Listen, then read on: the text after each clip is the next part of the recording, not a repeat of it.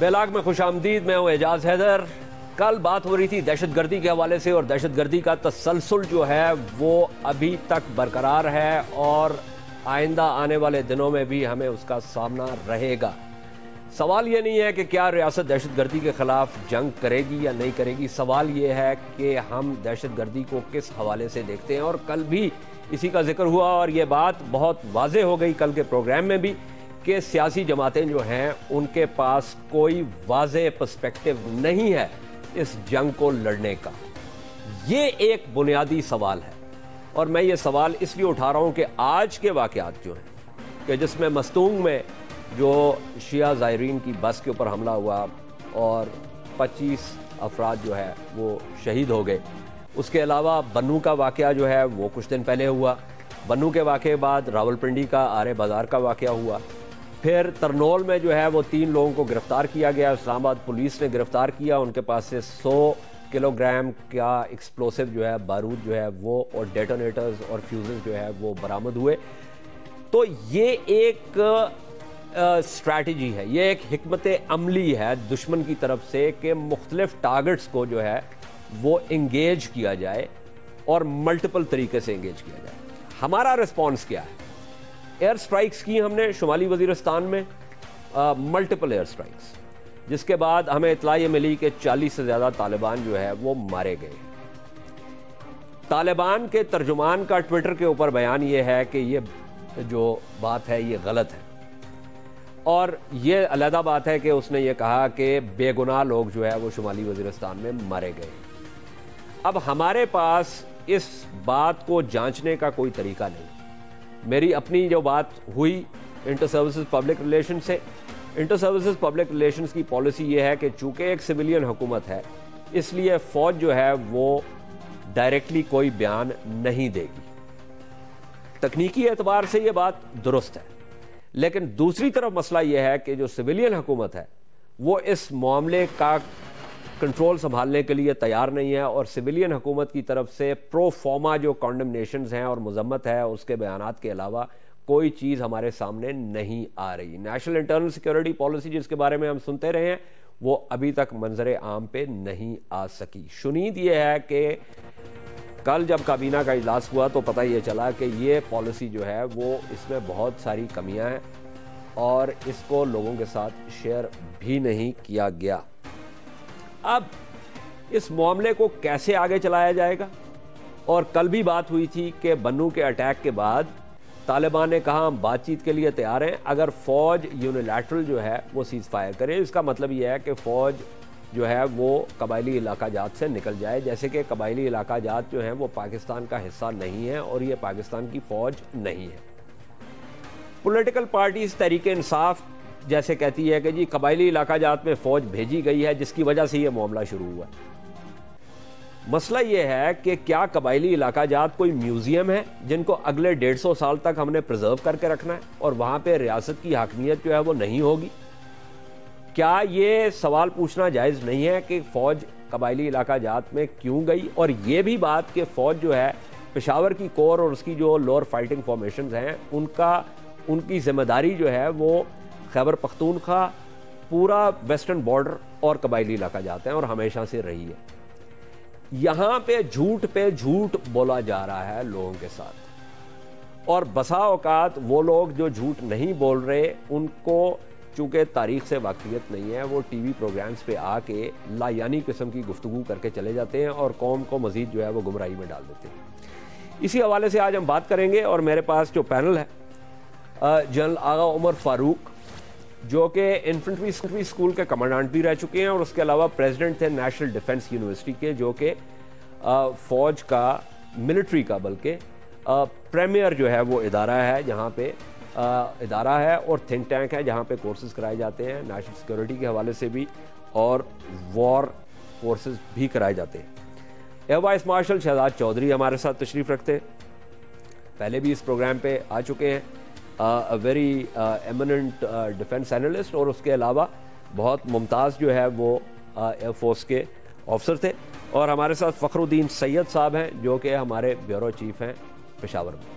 ان تمام مہمانوں سے بات کرتے ہیں اور اس گفتگو کو آگے بڑھاتے ہیں after this break.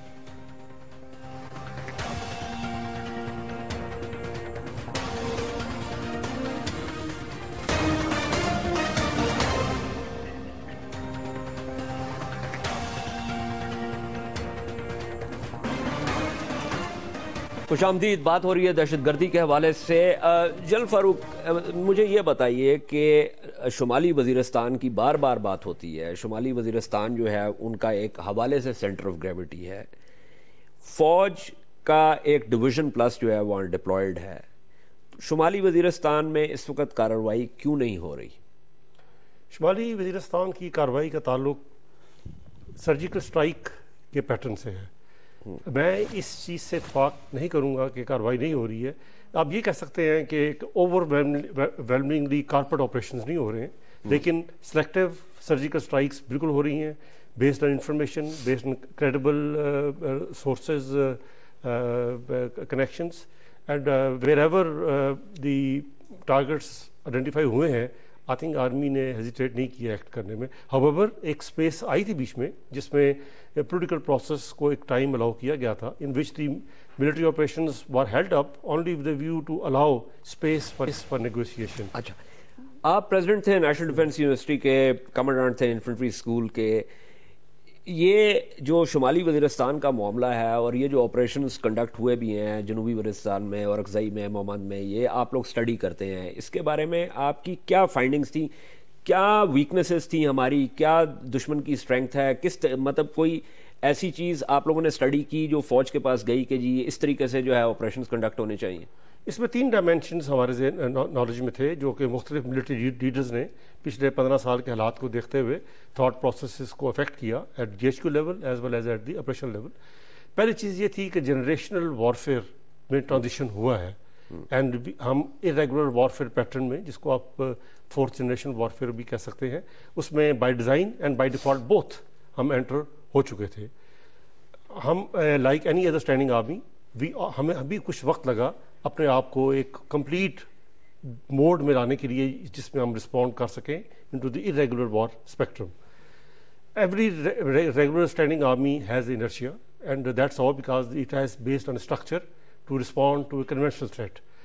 I think the performance proves کہ پاکستان آرمی نے گیون ٹائم میں بہت جلدی اپنے آپ کو اس ٹرانسفارمیشن کے لیے تیار کیا, اینڈ دین جو پروگرس کریٹ کی انہوں نے نہ صرف ساؤتھ وزیرستان میں بلکہ سوات میں, ایلس ویئر آلسو, ایون آپ کو یاد ہوگا مالکانکر فیز 1 تھا, اس میں آئی تھنک آرمی نے جلدی ٹرانزیشن کر لیا. 3rd پوائنٹ تھا وہ جو تھا changing complexion of the threat. اس میں آئی ایم شیور وی آل ہم فلی اس بات کے نالجبل ہیں کہ ایکسٹرنل فیکٹر بھی ہے, انٹرنل فیکٹر بھی ہے. ایکسٹرنل فیکٹر کو ایکسکیوز نہیں بنانا چاہیے, انٹرنل فیکٹر کو اگنور نہیں کرنا چاہیے. میرے خیال میں آرمی نے ڈیو اٹینشن دی ہے انٹرنل فیکٹر کو, because based on the mandate and the rules of engagement جو ملٹری کو ہوتے ہیں in case of the this generation of warfare, اس کے مطابق آرمی نے پرابلی اپنے آپ کو گیئر اپ کیا ہے. But at the same time, you would agree it's never a military specific approach. It will never work in that نہیں, sense. وہ ٹھیک ہے آپ کی بات, لیکن میں ابھی صرف ایک آپریشنل حوالے سے بات کر رہا ہوں. اور اس میں جو ہے ہر آپریشن جب بھی ہوتے ہیں تو ایک سبق سیکھے جاتے ہیں, لیسنس لرنڈ. اس میں میں شہزاد چودھری صاحب کی طرف جاؤں گا بیکاز وہ ان کا تعلق ایئر فورس کے ساتھ ہے. He was a very good pilot himself, اور آپس اینڈ پلانس کے ساتھ بھی ان کا تعلق رہا ہے. لیکن مجھے یہ بتائیے کہ ہم ایئر جو استعمال کرتے ہیں وہ اتنی افیکٹو نہیں رہی وہاں پہ. ڈسپرس جو ہے وہ دشمن ہے. جو small arms to small arms fighting ہے, اسمال یونٹ آپریشنز جو ہیں وہ ہم نے زیادہ نہیں دیکھے. ہم نے یا تو سرجز کی ہیں, اس کے بعد پھر سیکٹورل بیٹلز ہوئی ہیں, اس میں موپنگ اپ ہوئی ہے, ایکسٹریکشن آپریشنز ہوئے ہیں, لیکن وہ ہم نے اس طریقے سے نہیں کیے. اس کی کیا وجہ ہے؟ اس کی تین وجوہات تھیں میرے خیال میں. As per my knowledge, leaving aside few spells of operation engagement, air force has been pretty accurate, effective. The precision guidance systems کی وجہ سے اور ہماری سپیریئر اسکل لیول کی وجہ سے number of Times air force نے ہارڈ نٹ کو کریک کیا ہے. سیکنڈلی, جو ملٹری آپریشنس کی جو تھی, گراؤنڈ آپریشنس کی جو موڈیلٹیز تھیں وہ بھی کمپلیکشن کے ساتھ چینج ہوتی رہی ہیں. میں یہ ضرور ایگری کروں گا کہ شاید پرابلی جو ایک اسپیس ڈومینیشن تھی یا اسپیس سیچوریشن تھی وہ اچیو نہیں کی گئی, لیکن میرے خیال میں مورل اسینڈنسی قائم رکھنے کی کوشش کی گئی. And guerrilla warfare, I am sure we all agree, certainly always punctures where it hits the hardest. Therefore, wherever ambushes have taken place or setback have taken place, I see them as part of the operation and I don't see them as part of setback. اچھا یہ بڑا اہم چیز ہے جو آپ نے space saturation کی بات کی، کیونکہ اس وقت جو پشاور کور ہے وہ دنیا کی تمام فوجوں میں کوئی اور کور ایسی نہیں ہے جس کے پاس اتنے فائٹنگ ایلیمنٹس ہوں جتنے پشاور کور کے اندر ہیں. اس کے باوجود اسپیس سیچوریشن کی بات ہے. لیکن میں شہزاد چودھری صاحب کی اس میں ایک اور بھی میں آؤں گا آپ کی طرف، جسٹ پارک دیٹ تھاٹ، کہ صرف آپ نے جو آپریشن فزیکلی کرنا ہے اس کے علاوہ جو ان کی لاجسٹکس جو ہے اس کو جو ہے اس میں رکھنا ڈالنا، ان کی جو فنڈنگ کی سورسز ہیں اس کو رکھنا ڈالنا، وہی بہت اہم ہے. لیکن شہزاد چودھری صاحب مجھے یہ بتائیے کہ جو میری اطلاع ہے اور جو علاقے کی جیوگرافی ہے، جو دشمن کا جو آپریشنل پیٹرن ہے، اس میں ایئر فورس جو ہے وہ کتنی افیکٹو ہو سکتی؟ دیکھیے اس سے اندازہ لگا لیجئے کہ ایئر فورس کہہ لیں یا ایئر پارک کہہ لیں، اگر کوئی چیز تنگ کرتی ہے تحریک طالبان پاکستان یا ان گروپس کو جو کہ اس وقت وہاں پہ فاٹا کے اندر پاکستان کی ریاست کے خلاف لڑ رہے ہیں، تو وہ ڈرونز ہیں. ڈرونز کیونکہ ان کو ٹارگٹ کرتے ہیں اور بہت افیکٹولی ٹارگٹ کرتے ہیں، تو ظاہر ہے کہ وہ چاہتے ہیں کہ کسی طریقے سے چاہے پاکستان اور امریکہ کو اس کے درمیان میں تفریق پیدا کر کے ان کو رکوایا جائے، چیلنج کر کے رکوایا جائے کہ اگر آپ کا اختیار ہے تو ان کو روک دیں وغیرہ وغیرہ. تو وہ میں سمجھتا ہوں کہ وہ ایک انڈائریکٹ ایکسیپٹنس ہے کہ اگر یہ نہ ہو تو ہماری زندگی بہت آسان ہو جائے. لیکن سر میں اسی کا اگلا جو پہلو ہے، میں ایک اگر اس میں تھوڑا سا وضاحت چاہوں گا آپ سے کہ جو آپ نے ڈرونز کی بات کی، ڈرونز جو ہے وہ ایک بالکل مختلف نوعیت کا ایریل پلیٹ فارم ہے. ہمارے پاس چونکہ ڈرونز نہیں ہیں، ہمارے پاس جیٹ فائٹرز ہیں. And one of the reasons جو کہ امریکہ نے ڈرونز ٹیکنالوجی ڈیولپ کی، اس کی وجہ یہ ہے کہ ان کو بھی پتا تھا کہ ان کی جو کنونشنل ایئر فورس ہے وہ اتنی افیکٹو ثابت نہیں ہوگی جتنی ڈرون ثابت ہوگی، کیونکہ وہ سلو موونگ ہیں، ان کے پاس امیجنگ کی ٹیکنالوجی ہے، ان کے پاس گریٹر لوئٹر ٹائم ہے. یہ ساری چیزیں make them different from the normal fighter aircraft. نہیں، یہ دیکھیے الٹیمیٹلی جو ویپن ڈیلیور کرنا ہے وہ پریسیجن اس کے ساتھ کرنا ہے، پریسیجن جو ٹیکنالوجی ہے اس کے ساتھ. پریسیجن ٹیکنالوجی ڈرون میں بھی وہی ہے جو کہ ہمارے باقی عام جہازوں میں ہے، کچھ سلیکٹڈ جہازوں میں جو کہ F-16 کہہ سکتے ہیں، مراجز کو بھی کیا جا سکتا ہے، باقی جہاز بھی اس کے اندر پریسیجن اٹیک میں آ سکتے ہیں. تو اس لیے یہ پریسیجن اٹیک کا معاملہ ہے. جہاں پہ بھی ایئر فورس یا جہاز آپ کنونشنل جہاز استعمال کریں گے وہ دو صورتوں میں زیادہ افیکٹو ہوں گے. پہلا صورت وہ ہوگی کہ اگر انٹیلیجنس بہت ایکیوریٹ ہے اور وہ انٹیلیجنس آئیڈینٹیفائی کرتی ہے ایک ایسے ٹارگٹ کو جو کہ ویزیبل ہے، یعنی یہ پتا کرنا کہ یہ 2-3 گھر ہیں یا کمرے ہیں، ان کے اندر اب کون لوگ ہیں یہ کسی اور کی ذمہ داری ہے، انٹیلیجنس کا کام ہے. لیکن جب آپ وہ ٹارگٹ دیتے ہیں ایئر فورس کو تو ایئر فورس اس کو ڈیمولش کر کے اٹیک کر کے ڈیمولش کر سکتی ہے جتنا ایئر فورس کر سکتی ہے. دوسرا، اگر ٹارگٹ سامنے ویزیبل ہوں گے تو پھر ان کو بھی ایئر فورس آسانی سے انگیج کر سکتی ہے. اور واقعی میں اگر یہ دونوں چیزیں نہیں ہیں تو پھر ایئر فورس کی اتنی افیکٹونیس نہیں ہوتی، زیادہ آپ ان پٹ بہت کرتے ہیں، ایفیشنسی نہیں ہوتی، آپ ریزلٹس اس طرح کے نہیں گین کر پاتے جتنی آپ محنت کر رہے ہیں. جہاں تک ڈرونز کا مسئلہ ہے، ایک چھوٹی سی وضاحت کر دوں میں، ڈرون سستا پلیٹ فارم ہے، بہت سستا پلیٹ فارم ہے as compare to the manned aircraft, اور اس لیے اس کی پریفرنس ہے. یہ نہیں ہے کہ وہ سسٹم اس کے پاس نہیں ہے جو کہ F-16 یا باقی آپ بالکل صحیح کہہ رہے ہیں، یہ آسان رستہ ڈھونڈا. جی بالکل آپ صحیح کہہ رہے ہیں. یہ ایک پروگرام پہ ہم نے اس کا ذکر بھی کیا تھا، میں نے باضابطہ جو ہے نا بتایا تھا، تقریباً جو ہے وہ 4000 کچھ ڈالرز جو ہے وہ پر فلائٹ آر جو ہے وہ کاسٹ پڑتی ہے اس کی ریپر کی، اور پریڈیٹر کی جو ہے 3000 کچھ ڈالر پڑتی ہے، اور جو مینڈ فلائٹس ہیں وہ تقریباً 40 اور 38 ہزار ڈالرز جو ہے وہ اس تک جاتی ہیں. لیکن جو سب سے اہم بات کی شہزاد چودھری صاحب نے، اس کا تعلق اس بات سے ہے کہ آپ نے گراؤنڈ کے اوپر جس ٹارگٹ کو انگیج کرنا ہے اس کے بارے میں آپ کی انٹیلیجنس جو ہے وہ کتنی کریڈیبل اور ایکشنیبل ہے. ان دو چیزوں میں بھی فرق ہے کہ وہ کتنی کریڈیبل اور ایکشنیبل ہے، کیونکہ اگر وہ کریڈیبل اور ایکشنیبل نہیں ہے تو سٹرائک جو ہے وہ تو ایکوریٹ ہوگی لیکن پریسائز جو ہے وہ نہیں ہوگی. فخر صاحب مجھے یہ بتائیے، ان تمام باتوں سے، یہ تو فوجی باتیں ہو رہی، مجھے ذرا بتائیے کہ جو تاثرات ہیں عوام کے قبائلی علاقہ جات میں، جو خیبر پختونخوا میں جو تاثرات ہیں، کیونکہ ہم اس کے بارے میں مختلف باتیں سنتے ہیں، کچھ آپ ہمیں بتائیں گے اور ہمارے ناظرین کو کہ آپ کا مشاہدہ کیا ہے؟ دیکھیں خیبر پختونخوا میں جب سے یہ آپریشن شروع ہوئے ہیں، جب سے فاٹا میں قبائلی ایجنسیوں میں وزیرستان میں آپریشن شروع ہوئے ہیں، تو اس وقت سے لوگ تو کافی پریشان نظر آ رہے ہیں. کافی آپ نے دیکھا ہوگا کہ محمد ایجنسی، باڑہ خیبر ایجنسی اور وزیرستان کے جتنے بھی مختلف لوگ ہیں، کورم ایجنسی جو ہے، ان کے لوگ IDPs کی شکل میں آتے رہے ہیں، مختلف جگہوں پہ رہے ہیں. کافی انہوں نے ایک بہت زیادہ تکلیف اٹھائی اور بہت زیادہ پریشانی، اس میں کئی بچے مرے ہیں، کئی خواتین مرے ہیں، اگر آپ کو رپورٹ اپنے خود دیکھی ہوگی. سیکنڈلی بات یہ آتی ہے کہ اگر آپ دیکھیں تو یہاں پر ابھی اگر آپ دیکھیں تو معاملہ جو کا تو ویسا کا ویسا ہی ہے. نہ دہشت گردی میں کمی آئی ہے، نہ ہی وہ جو کہتے ہیں کہ مسائل جو ہیں وہ صاف ہو جائیں گے. ابھی تک ان 10 سال یا 11 سالوں میں جو آپریشنز ہو رہے ہیں ان سے کیا نتائج حاصل ہوئے ہیں؟ اگر آپ سمجھ رہے ہیں کہ کوئی نتائج حاصل ابھی تک دیکھیں کوئی نتائج حاصل نہیں ہوئے. اگر آپ دیکھتے ہیں خیبر ایجنسی میں 3 آپریشن لانچ کیے گئے. اب ان کے نام سے اب دیکھ لیں کہ آپریشن درغام بیا درغام آ گیا، پھر میں آ گیا، اور خوف بدشم، یعنی اب میں تمہیں بہت اچھا لگوں گا. تو یہ تو میرے خیال میں اب نام سے دیکھ لیں تو جتنا انٹرسٹڈ جو اس میں سیریس نظر آ رہے ہیں وہ لوگ، ہو سکتا ہے کہ اس آپریشن میں بھی، لیکن اس آپریشن میں ایک تو تباہی بہت بڑی ہو رہی ہے، کئی لوگ مارے جا رہے ہیں اس میں.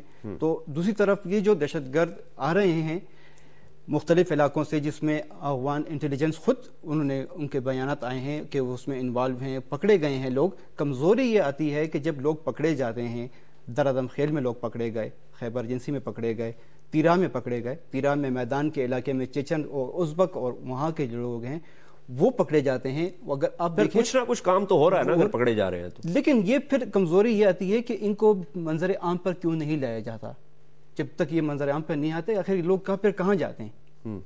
یہ لوگ دیکھیں جب تک آپ ان کے بارے میں ان کو سزائیں نہیں دیں گے، ان کو کچھ کریں گے نہیں، تو یہ تو پھر میرے خیال میں یا تو کہیں اور اپنی کارروائیاں شروع کر دیتے ہیں. انہی کارروائیوں کا رد عمل آپ دیکھیں بنو میں پیش آیا، کتنا بڑا ایک سانحہ ہو گیا. حالانکہ اس دن کرفیو تھا، کوئی بھی نہیں تھا، لیکن جب عسکری پسند کا سٹیٹمنٹ یہ ہے کہ خودکش بمبار آیا اور انہوں نے باقاعدہ اس کو وہ کہا ہے کہ ہم اس کی ویڈیو بھی جاری کریں گے.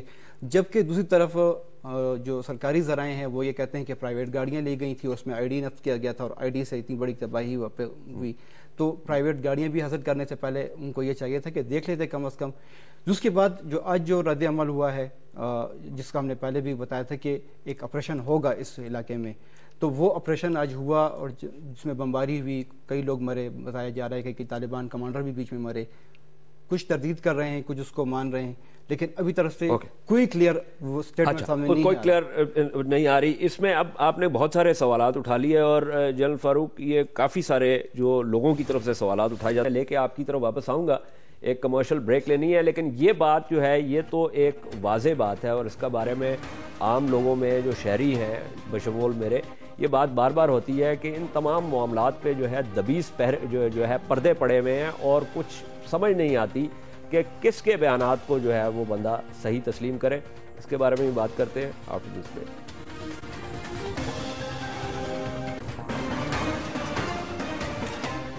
بیلاگ میں بات ہو رہی ہے دہشت گردی کے حوالے سے، اور کیا کیا جا سکتا ہے، کیا کرنا چاہیے اور کیا ہم نہیں کر رہے. ابھی تھوڑی دیر پہلے آپ ہیڈ لائنز میں دیکھ رہے تھے، جیسے میں نے پہلے بات کی تھی، مستونگ میں جو زائرین کی بس پہ حملہ ہوا اور اس میں جو لوگ شہید ہوئے.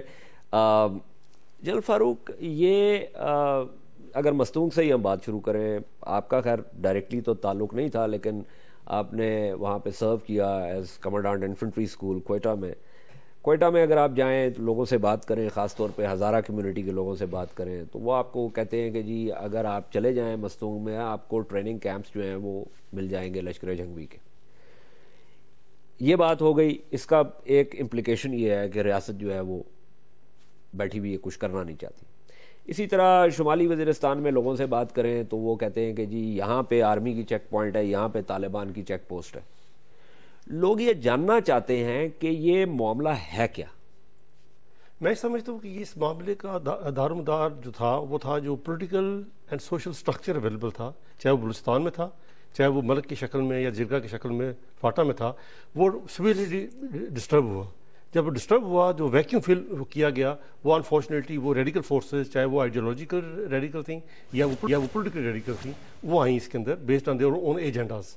سو انہوں نے ابھی جو میں سمجھتا ہوں یہ پورا اسپیکٹرم جو ہے یہ بڑا ایک کمپلیکس انگیجمنٹ اسپیکٹرم بن چکا ہے، چاہے وہ شیعہ ٹارگیٹنگ ہے، چاہے وہ ایتھنک بیس اور نیشنلسٹک بیسڈ وارفیئر ہے بلوچستان کی، یا اٹ از فاٹا جو purely based on Taliban ideology.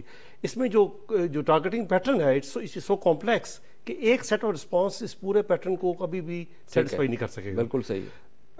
As far as presence of defense forces and security forces, as well as proximity of the counter forces or rebel forces, I have also listened to some of these news, but I very honestly believe these are these areas where army either hasn't had an access or did not want to have it, because you will agree that in last 5 to 6 years, the political ownership dialogue سر اردو میں تاکہ لوگوں کو سمجھ بھی آئے، جو political ownership dialogue تھا نا، جب اس کو ہم نے اڈاپٹ کیا as a superior orientation for operational application, تو اس میں یہ تھا کہ جو بھی آپ کرنا چاہتے تھے اس میں پولیٹیکل اونرشپ کا اسپیس دیتے جب کیا گیا، تو کچھ گروپ سے چونکہ گورنمنٹ انگیجمنٹ کرنا چاہ رہی تھی تو مے بی یہ وہ لوگ ہوں گے، مجھے اس بارے میں پوری نالج نہیں ہے. لیکن جنرل صاحب بات یہ ہے کہ اگر میں اپنے آپ کو بقول انگریزی محاورے کے دوسری سائڈ کے جوتوں میں ڈالوں تو میں تو آپ کے اوپر حملہ کروں گا فرقہ وارانہ بھی، میں آپ کے شہروں میں بھی دہشت گردی کروں گا، میں آئی ڈیز اور سوسائڈ بامبنگ کروں گا آپ کے آپریشنل ایریاز میں بھی، میں کہیں کہیں سنائپرز بھی بٹھاؤں گا جو آپ کے کسی دو تین بندوں کو ہر ہفتے جو ہے وہ فارغ کر دیں گے. مقصد میرا یہ ہوگا کہ یہی جو آپ نے بات کی کہ میں اس طریقے کی کارروائیاں کروں کہ جس کے لیے آپ بدحواس ہو جائیں کہ اب اس کو روکیں، اس کو روکیں، اس کو روکیں، اس کو کس کو روکیں. لیکن آپ جہاں بیٹھے ہوئے تھے وہاں پہ یہ سمجھتے ہوئے کہ دشمن جو ہے وہ کس طریقے سے اس کی حکمت عملی کیا ہے، اس کا کوئی توڑ تو نکالنا پڑے گا نا. میں یہ جاننا چاہتا ہوں کہ کیا اس چیز کی سمجھ بوجھ ہے، کیا اس کا کوئی ہم نے توڑ نکالنے کی کوشش کی ہے؟ ایز پر میری نالج کے مطابق جو ملٹری کمانڈرز ہیں، چاہے وہ سیکورٹی فورسز کمانڈر ہیں یا اسٹینڈنگ ملٹری آرمی کمانڈرز ہیں، وہ اپنے انوائرمنٹ، اپنی کمپلشنس، اپنی اپرچونیٹیز اینڈ اپنے پٹ فالس سے مکمل طور پہ آگاہ ہیں. ہوور جب ٹائم آتا ہے اپلائی کرنے کا، یا جب آتا ہے time to take the step forward in practical means, اس میں سیٹ آف چوائسیز جو آتی ہیں وہ دیکھتے ہوئے one has to go for a comprehensive approach, جامع اپروچ ضروری ہوگی. پیور ملٹری اپروچ جا نہیں سکتے. ٹھیک ہے، سیٹ آف چوائسیز جہاں پہ آتی ہے. شہزاد چودھری صاحب، یہ میرے پروگرام میں کل بھی بات ہوئی، اس کو میں نے تھوڑا سا جو ہے نا وضاحت بھی اس کی ذاتی طور پہ کرنے کی کوشش کی. یہ ایک بات چل نکلی ہے کہ جی جنرل کیانی صاحب نے کہا کہ جی یہ 30% سے زیادہ کامیابی نہیں ہوگی، حالانکہ وہ بات پوری ایک اسٹریٹجک ٹرائنگل کی ہو رہی تھی جو ایک تکون ہوتی ہے اسٹریٹجی کی، جس کا بھی جنرل فاروق بھی ذکر کر رہے ہیں. لیکن جیسے جنرل فاروق نے کہا کہ یہ تمام چیزیں آپریشن لیول کے اوپر تو لوگ سمجھتے بھی ہیں، اس پہ عمل درآمد بھی کرتے ہیں، لیکن آپریشنل کو اگر آپ 30 یا 40% حصہ بنائیں گے تو مجھے یہ بتائیے کہ جو بقایا جو 60% ہے یا 70% ہے وہ کس نے کرنا ہے؟ جی ہاں، دیکھیں ریاست تو کہیں نظر نہیں آ رہی، اور یہ جو پے در پے حملے بھی ہو رہے ہیں طالبان کی طرف سے یا تحریک طالبان پاکستان جس کی ذمہ داری لیتی ہے اس قسم کے تمام، چاہے وہ فرقہ وارانہ ہیں، چاہے وہ پیورلی ٹیررسٹ ایکٹس ہیں، ان سب کا جو عمل دخل ہے وہ یہی دکھاتا ہے کہ جو ریاست ہے وہ کہیں ایبسنٹ ہے. اور ریاست کے ایبسنٹ ہونے کے نقصانات بہت زیادہ ہیں. وہ یہ کہ لوگوں کے اندر جو بیسک جو کانٹریکٹ ہے ریاست کا اور اس کی عوام کا، وہ تو تحفظ کا ہے. تو جب وہ تحفظ نہیں دے پاتے یا نہیں دے پائیں گے تو پھر اس کے بعد وہ کریڈیبلٹی ختم ہوتی رہے گی.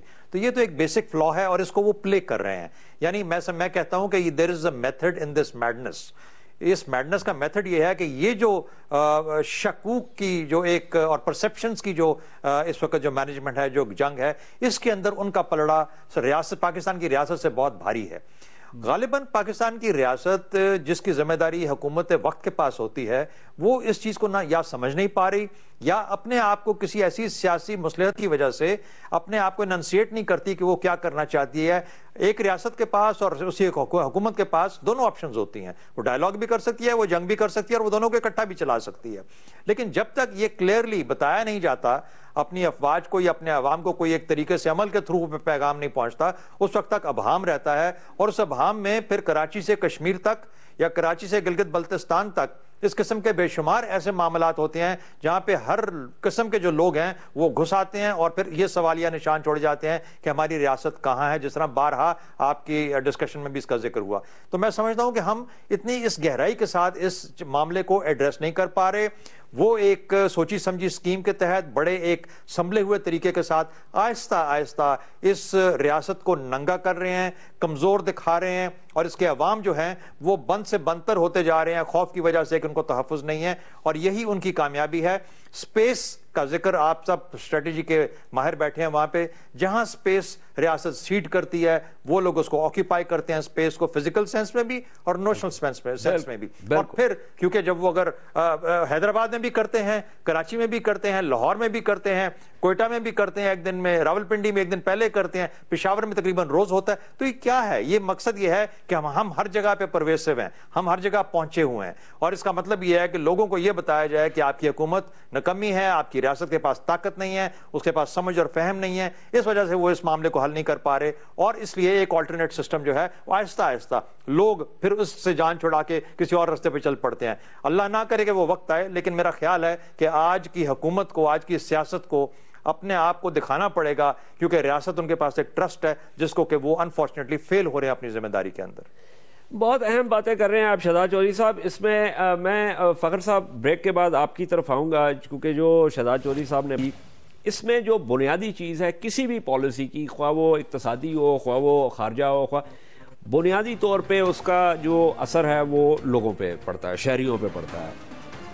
وہ جاننا بہت ضروری ہے، اور میں آپ سے جاننا چاہوں گا کہ اس وقت جو تاثرات ہیں کہ لوگ کیا چاہتے ہیں اور وہ ریاست کو کیا پیغام دینا چاہتے ہیں، وہ بہت ضروری ہے. لیکن وقفے پہ جانے سے پہلے میں ایک بات اور بھی کہہ دوں کہ کل بھی یہ میں نے بات کی تھی کہ ریاستوں کے اوپر اور معاشرتوں کے اوپر بہت بہت برا وقت آیا ہے تاریخ میں. یہ کوئی ایسی بات نہیں ہے کہ صرف ہمارے پہ جو ہے یہ برا وقت آیا ہے. امریکہ کی سول جنگ کا میں نے کل جو ہے وہ مثال دی تھی، اور جو شروع کے جو تھے اسٹیٹسٹکس تھے وہ یہ تھے کہ تقریباً 10,000 جو ہے وہ کیجولٹی ہوئی یونین کی سائڈ سے بھی، ایک کنفیڈریٹ کی سائڈ سے بھی، اور جس میں سے 6 لاکھ لوگ مارے گئے. آج کل کی جو ماڈرن اسکالرشپ ہے اس کے مطابق یہ کہا جاتا ہے کہ وہ 10 لاکھ کیجولٹی کا فگر جو تھا وہ کم تھا، وہ اس سے زیادہ ہوئی ہوگی. اسی طرح پہلی جنگ عظیم میں، دوسری جنگ عظیم میں جس قسم کی جو ہے قربانیاں اسٹالن گراڈ کے جو دفاع میں جو ہے وہ اس زمانے کے جو ہے وہ روسیوں نے دیں، وہ بھی ہمارے سامنے. کہنے کا مقصد یہ ہے کہ قوموں پہ برا وقت ضرور آتا ہے، لیکن ریاستیں جو ہیں وہ بنیادی طور پہ اس کے خلاف جو ہے وہ ایک اپنی ریڑھ کی ہڈی جو ہے اس کا اظہار کرتی ہے کہ آپ کے یو ہیو دا اسپائن. یہ بہت اہم چیز ہے. اور میں یہ بھی کہتا چلوں کہ دوسری جنگ عظیم سے پہلے جو فرانسیسیوں نے ایک دفاعی لائن بنائی تھی جسے وہ میجینو لائن کہتے تھے، وہ میجینو لائن جو ہے وہ صرف فزیکل جو ہے وہ دفاعی حصار نہیں تھا، وہ ایک سوچ کا بھی اظہار تھا، اور وہ سوچ جو تھی وہ دفاع کے حوالے سے اسٹیٹک تھی. اسی لیے جب جرمن آرمی نے اس کو آؤٹ فلینک کیا میجینو لائن کو، تو میجینو لائن کا دفاع کرنے کے لیے فرانس کی جو کل فوج تھی اس کا صرف 15% حصہ ہوتا تھا. فرانس کی فوج جو تھی وہ برقرار رہی، لیکن فرانس کی قومی ول جو تھی لڑنے کی وہ ختم ہو گئی.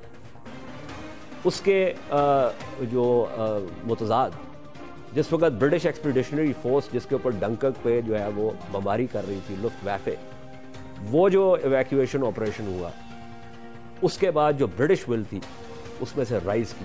تو یہ نیشنل ولز کا جو ہے یہ ایک تضاد ہے کہ ایک جگہ پہ نیشنل ول گر گئی اور دوسری جگہ پہ نیشنل ول جو ہے وہ اٹھ کے کھڑی ہو گئی. یہ اس وقت ہمارا شاخسانہ بھی یہی ہے.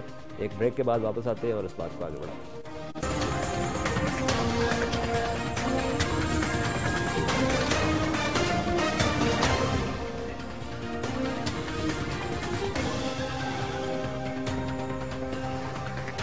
خوش آمدید. دہشت گردی کے حوالے سے بات ہو رہی ہے، اور میں چلتے چلتے یہ بھی کہہ دوں کہ وہ فضل اللہ نے ایک نیا شوشہ چھوڑ دیا، جس کے بعد قوم جو ہے وہ پرو فارما جو ہے وہ مزید جو ہے وہ کنفیوژن میں کا شکار ہو جائے گی، اور وہ یہ کہ احیاء شریعت تک یہ جنگ جاری رہے گی. یہ جو دو چیزیں، ایک تو یہ کہ آج تک یہ نہیں پتہ چلا کہ یہ کون سی شریعت جو ہے نا نافذ کرنا چاہتے ہیں، کیونکہ شریعت کوڈیفائڈ نہیں ہے. اور یہ بہت سارے کئی دفعہ یہاں پہ مولوی صاحبان آ کے بات کرتے ہیں جی قرآن اور سنت. بھائی قرآن اور سنت کی تشریح کے اوپر ہی تو سارا معاملہ جو ہے اختلاف ہے. دوسرا جو یہ مستونگ میں ہوا ہے, اگر یہ احیاء شریعت کا ایک مظہر ہے اور یہ اظہار ہے تو پھر جناب ہمیں تو آپ معافی دے دیں اس شریعت کے احیاء سے. یہ شریعت آپ اپنے پاس رکھیں, اس کے مطابق چلیں. ہمارے پاس تو ہمارے پرکھوں کی جو ہے جو وہ کرتے تھے اور جس طریقے سے وہ جو ہے نا روزہ نماز اور جو ہے وہ کرتے تھے, تعلیم دیتے تھے, جس طریقے سے انسان کے دکھ میں شامل ہوتا تھا, ہمیں یہ والی شریعت چاہیے. یہ مستونگ میں جو آپ کر رہے ہیں اور جو اور جگہوں پہ کر رہے ہیں, یہ شریعت آپ کو جو ہے نا یہ آپ اپنے تک رکھیں اور اسی شریعت کو کا حساب جو ہے وہ روز قیامت جا کے جو ہے نا آپ اللہ تعالیٰ کو دیں. یہ ہمیں منظور نہیں ہے یہ شریعت. فخر صاحب, آپ یہ باتیں سن رہے ہیں, بہت ساری فوجی حوالے سے باتیں ہوئی, لیکن وہ پھر بات تان وہیں پہ آ کے ٹوٹتی ہے کہ جو لوگوں کے تاثرات ہیں. اب مجھے یاد پڑتا ہے کہ جب سوات کا آپریشن ہونے لگا تھا تو جلوزئی میں آئی ڈی پیز وغیرہ سے اور باقی کیمپس میں میری باضابطہ بات ہوئی اور بہت سارے لوگوں نے کہا, تنگ آئے ہوئے تھے لوگ, گرمی اتنی شدید, برا حال. انہوں نے کہا جی دیکھیں ہمیں تو نہ یہ طالبان چاہیے نہ یہ فوج چاہیے, ہم تو اپنے گھروں کو واپس جانا چاہتے ہیں. لیکن جب آپریشن ہو گیا اور پھر وہ سارے لوگ گھروں میں واپس, ریاست نے ان کو بھیج بھی دیا, اس کے بعد جب جانے کا اتفاق ہوا تو لوگوں نے کہا جی شکر ہے کہ فوج نے یہ علاقہ صاف کر دیا. تو یہ بھی ایک چیز تاثرات کے وقت میرے خیال میں جاننا جو ہے ضروری ہے کہ ایک اس لمحے میں آپ کی سوچ کچھ اور ہوتی ہے, جب دوسرے لمحے میں کچھ حالات بہتر ہو جاتے ہیں تو آپ کی سوچ اور ہو جاتی ہے. تو آپ اس کو کیسے دیکھتے ہیں؟ دیکھیں بالکل یہ جو ذمہ داری ہے اس کی, جو کافی لوگ تکلیف میں تھے اس وقت بھی اور ابھی بھی, اب آپ دیکھیں تو اسی طرح جلوزئی کیمپ بالکل بھرا ہوا ہے انہی خیبر ایجنسی کے لوگوں سے, محمد ایجنسی کے لوگوں سے. کچھ لوگ چلے گئے لیکن کچھ فیز جو ہیں ابھی بھی کلیئر نہیں ہوئے. پریشان ہیں وہ لوگ. ان کو پہلے اگر ہماری جتنی بھی حکومت ہے, جو ریاست ہے, اس کی ذمہ داری بنتی ہے, وہ بے روزگاری کا نعرہ لگا رہے ہیں کہ ہم روزگار دیں گے, لیکن پہلی پرائرٹی جو امن چاہتے ہیں لوگ, وہ یہ کہتے ہیں کہ ہمیں امن چاہیے. کیونکہ وہ صبح جب گھر سے نکلتے ہیں تو شام کو ان کو یہ پتہ نہیں کہ وہ شام کو گھر لوٹ سکیں گے یا نہیں. ہو سکتا ہے ان کی ڈیڈ باڈی گھر جائے, وہ بچوں کو کیا سوچتے ہیں یہ ان کو کچھ پتہ نہیں چلتا. تو پہلی جو ان کی یہ ذمہ داری بنتی ہے. اگر آپ دیکھیں تو وفاقی حکومت بھی جو ہے وہ خیبر پختونخوا حکومت کو کہتی ہے کہ آپ مذاکرات کرو, آپ لوگ کیوں نہیں مذاکرات کی جاتے. صوبائی حکومت الزام دیتی ہے وفاقی حکومت کو کہ ہم کئی مہینوں سے وزیر اعظم کا انتظار کر رہے ہیں. ابھی ریسنٹلی وزیر اعلیٰ کا جو بیان بھی آیا کہ ہم 3 دفعہ کیا 6 مہینے سے انتظار کر رہا ہوں. تو کیا آپ 6 مہینے سے انتظار کرتے رہیں گے, لوگ مرتے رہیں گے, لوگ یہیں پہ آئی ڈی پیز کی صورت میں پڑے رہیں گے؟ انتظار کس بات کا؟ اگر آپریشن کرنا ہے تو ٹھیک ٹھاک آپریشن کریں, جس طرح سوات کا ہوا. لوگ کہتے ہیں بالکل لوگ یہ کہتے ہیں کہ اگر آپ نے آپریشن کرنا ہے تو سنجیدگی سے آپریشن کریں اور وہاں سے لوگوں کو نکالیں جو غیر ملکی آئے ہوئے ہیں. ہمارے تو پاکستانی تو آپ کو چھوڑیں, جو ہمسائے ممالک سے آئے ہوئے ہیں ان کو نکالیں. کیونکہ دیکھیں اگر آپ کو یہ بات کلیئر کٹ پتہ ہوگی کہ جو ہمسائے ممالک میں ہمارے اگر کوئی بندہ پکڑا جائے پاکستانی تو ان کا میڈیا کیا واویلا مچا دیتا ہے, کتنا شور مچاتا ہے. لیکن جب ہم لوگ پکڑتے ہیں تو بالکل چپ بیٹھ جاتے ہیں. کیا کمزوری ہے ہم لوگوں میں, کیا وجہ ایسی کہ ہم لوگ نہیں بتا سکتے؟ پروگرام کا وقت بھی ختم ہو رہا, میں کوئکلی جنرل فاروق سے اس بات کا. جنرل فاروق, یہ میرا بھی ہے, اس پہ پہلے بات بھی ہو, مطلب بریفنگز میں بھی بات کی کہ جو لوگ ہم نے پکڑے ہوئے ہیں ان کا ہم نے اچار ڈالنا ہے, ان کو پریس کے سامنے پیش کریں تاکہ دنیا کے سامنے ہم پیش کریں گے یہ لوگ جو ہے نا پکڑے گئے. یہ کیوں جو ہے نا یہ ہم ان کو سامنے نہیں لاتے؟ دیکھیے آپ کو اس چیز سے اتفاق ہوگا کہ ان کی جو جوڈیشل پروسیسنگ ہے یا پروسیکیوشن جو ہے, that is the weakest link. Correct. ویسے تو فزیکلی پریزنٹ کرنا is not an issue. I think problem is ان کو پروسیکیوٹ کرنا. پریزنٹ تو کریں نا فزیکلی, پریزنٹ کرنا. You agree, I very honestly believe کہ this process must be undertaken by the respective governments. Shahzad Chaudhry صاحب, یہی سوال میں آپ کی طرف لے کے جاتا ہوں کہ ہمیں پتہ ہے کہ بہت سارے لوگ پکڑے ہوئے ہیں, یہ مطلب ان کو سامنے پیش کیا جائے تاکہ کچھ پتہ چلے کہ ہو کیا رہا ہے, لوگوں کے اندر کوئی اعتماد ہو, یہ بھی پتہ چلے کہ ریاست نے کچھ کام کیا. ابھی تو لگتا ہے ریاست ہاتھ پہ ہاتھ دھرے منتظر فردہ ہے. اجاز آپ کو یاد ہوگا ڈیالہ 7 کا کیس. دیکھیے جہاں پر آپ کے جو فوجی لیڈران ہیں, چاہے وہ آئی جی ایف سی ہے یا کوئی اور لوگ ہیں, وہ اگر روزانہ عدالتوں کے آگے کھڑے ہوں گے اور یہ ایکسپلین کر رہے ہوں گے کہ لاپتہ افراد کتنے تم نے پکڑے, کہاں گئے, کیوں, کیا نہیں ہوا, اور مجھے یہ بتائیے کہ پچھلے 5 سال میں کنوکشن ریٹ کیا ہے, چاہے وہ پروسیکیوشن کی کمزوری تھی یا اس کے اندر ایڈمنسٹریشن آف جسٹس کا مسئلہ تھا. مجھے یہ بتا دیں کون سے ایسے قوانین بنے جو کہ لاگو ہو گئے. مجھے پتا ہے کہ ایویڈنس ایکٹ آیا ہے, لیکن کیا اس کے اندر ابھی اس کے اندر کیا تبدیلیاں آئی ہیں, اس کے اظہار کس طریقے سے ہو رہا ہے, کوئی اس کو ان پلیس کیا گیا یا نہیں کیا گیا. یہ ایسی خامیاں ہیں ہمارے سٹرکچر کے اندر بدقسمتی سے, جو کہ کوئی اونرشپ لینے کے لیے تیار نہیں ہے. ہر ایک نے اپنا اپنا ایک پرٹیکولر رستہ اختیار کیا ہوا ہے اور اس کے اوپر فوکس کر کے بیٹھا ہوا ہے. میں آپ کو یہ حقیقت بتاؤں کہ میرا خیال ہے کہ سب نے اصل میں یہ جو جنگ دہشت گردی ہے اس کی ذمہ داری آؤٹ سورس کی ہوئی ہے فوج کو, اور کوئی حکومت اور کوئی شخص اس کے اوپر گہری فکر دینے کے لیے تیار نہیں ہے. اور اس وجہ سے آپ کو بیچ میں بہت سارے جو آپس میں الجھاؤ نظر آتا ہے وہ نظر آتا ہے, اور وہ سینرجی نظر نہیں آتی جو ہونی چاہیے. چلے, بہت بہت شکریہ جنرل آغا عمر فاروق صاحب آپ کا, فخر صاحب آپ کا, شہزاد چودھری صاحب آپ کا. وہی بات ہر پروگرام کے بعد بات وہیں پہ جو ہے نا تانا آ کے ٹوٹتی ہے کہ کوئی ذمہ داری لینے کے لیے تیار نہیں ہے. اور یہ نہیں ہے کہ ریاست جو ہے وہ عمل کر سکتی ہے یا نہیں. یہ جیسے ابھی بات ہو رہی تھی پروسیکیوشن کے حوالے سے یا کنوکشن کے حوالے سے جو بات ہو رہی تھی, جسٹ وار تھیوری میں باضابطہ سپریم ایمرجنسی کا ایک کانسیپٹ ہے اور اس کے بارے میں بہت کچھ لکھا گیا ہے. اس سے ہم کچھ حاصل بھی کر سکتے ہیں. ضروری نہیں ہے کہ ہم ہر دفعہ پہیہ ایجاد کرنے کی کوشش کریں, لیکن میں یہ سمجھتا ہوں کہ مسئلہ تھیوری کا بھی نہیں ہے. مسئلہ یہ ہے کہ جیسے میں نے پہلے کہا کہ کیا ریڑھ کی ہڈی ہے یا نہیں ہے. ہم یہ ابھی جو کنوکشن کی بات ہو رہی, 265 جو جن کو سزائے موت ہو چکی بھی ہے ان کو پھانسی ابھی تک نہیں لگ پائی. اور شنید یہ ہے کہ ایک پیغام گیا تھا وزیر اعظم صاحب کو اور وزیر اعلیٰ پنجاب صاحب کو کہ جی اگر ان کو پھانسی لگی تو پھر ہم آپ کو اڑا دیں گے. اب اگر آپ حکومت کر رہے ہیں اور اگر آپ کے ساتھ سیکیورٹی ڈیٹیل میں 250 سے 300 بندہ ہے آپ کی سیکیورٹی ڈیٹیل میں, اگر اس کے باوجود آپ ایک کام نہیں کر سکتے جو کہ عدالتوں نے ڈیو پروسیس کے بعد جس کا آپ کو اختیار دیا ہے, تو پھر میرے خیال میں ریاست جو ہے وہ ہمیں پلیٹ میں رکھ کے ان لوگوں کے ہاتھ میں ہی دے دینی چاہیے. آج کے پروگرام کا وقت ختم ہوا, کل پھر آپ سے ملاقات ہوگی, تب تک کے لیے اجازت دیجیے. خدا حافظ.